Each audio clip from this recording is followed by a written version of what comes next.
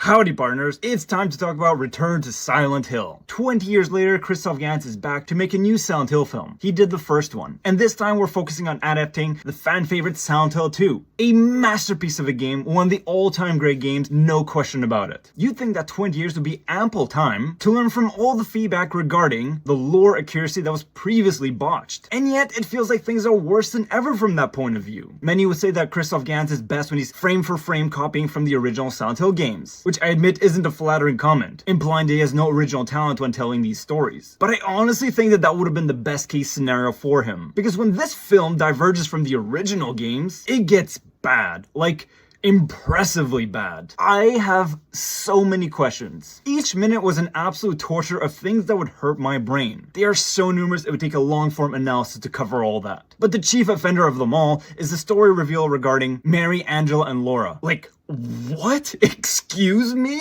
It is a baffling creative choice that the film provides no answer to. The inclusion of a psychiatrist for James ultimately ends up being useless to the plot. And Christoph Gans once again has a fixation for cults, whose execution is wildly over the top and entirely unnecessary to the plot of Silent Hill 2. Equally diverging from the original game are the constant flashbacks to James and Maria's relationship back in the good old days, which would serve only as exposition and needlessly bog down the pacing of an already scattershot film. The boss fights in Return to Silent Hill could have been a highlight, but ended up being so weird in how we transition out of those scenes and leave them totally unresolved. Like, okay, I guess we can do that. And then Pyramid Head's interpretation was equally bewildering and shockingly short-lived for such a pivotal and iconic nemesis. What a disappointment.